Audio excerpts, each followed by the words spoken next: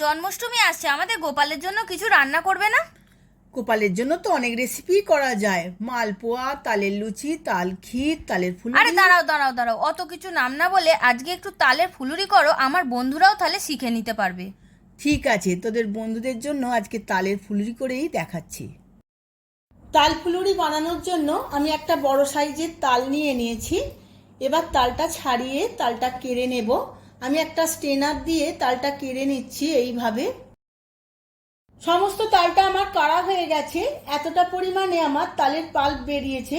এবার তালের পাল্পটা আমি ছাঁকনি দিয়ে ছেঁকে নেব। সমস্ত তালের পাল্পটা আমি একটা ছাঁকনির সাহায্যে ছেঁকে নেব। তালের পাল্পটা খুব ঘন, ছাঁকনিতে এমনিতে পড়বে না। আমি একটা চামচ নিয়েছি, চামচের সাহায্যে এইভাবে চেপে চেপে তালের পাল্পটা ছাঁকতে হবে।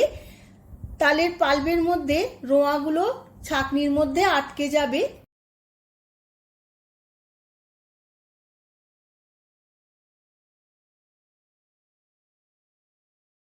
সমস্ত তালের পাল্পটা ছাঁকা হয়ে গেছে।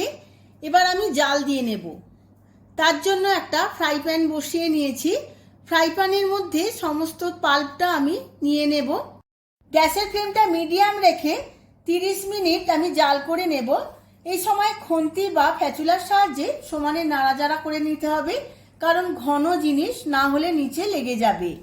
আপনারা যদি ভালো করে জাল করে ফ্রিজে রেখে দেন তাহলে বহুদিন পর্যন্ত এই তালের পাল্পটা খেতে পারবেন বা বিভিন্ন রকম রেসিপি বানাতে পারবেন। এই দেখুন, আমার 30 মিনিট জাল করা হয়ে গেছে। এবার আমি গ্যাসের ফ্লেমটা অফ করে দেব। এবার ব্যাটারের জন্য নিয়ে নেব 2 বাটি চালের গুঁড়ি বা চালের আটা, আর দেব হাফ চামচ মৌরি, স্বাদ মতো নুন, আর নেব অল্প পরিমাণে খাবার সোডা, আর দিয়ে দেব হাফ বাটি আটা। এবার যে পাল্পটা আমি জাল দিয়ে নিয়েছিলাম তা থেকে বেশ কিছুটা পাল্প আমি এর মধ্যে দিয়ে দেব। প্রয়োজন পড়লে আরও একটু দিতে হবে। এবার দিয়ে দেব গুড়। আমি আখের গুড় নিয়ে নিয়েছিলাম। এবার পরিমাণ মতো আখের গুড় দিয়ে দিয়েছি। এবার এর মধ্যে দিয়ে দেব শুকনো নারকেলের কুড়ো। আপনারা চাইলে ফ্রেশ নারকেলের কুড়োও দিতে পারেন। এবার সমস্ত কিছু খুব ভালো করে মেখে নেব।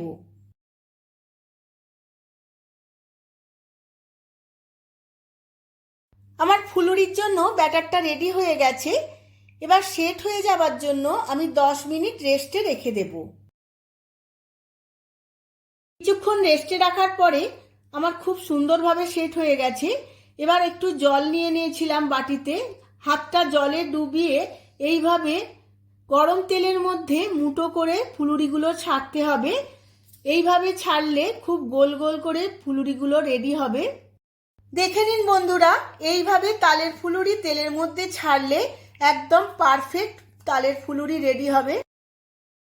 এই সময় গ্যাসের ফ্লেমটা হাই টু মিডিয়াম রেখে সমানে ছান্তার সাহায্যে নেড়ে যেতে হবে, না হলে একটার উপর একটা চেপে যাবে, তখন খুব একটা দেখতে ভালো লাগবে না।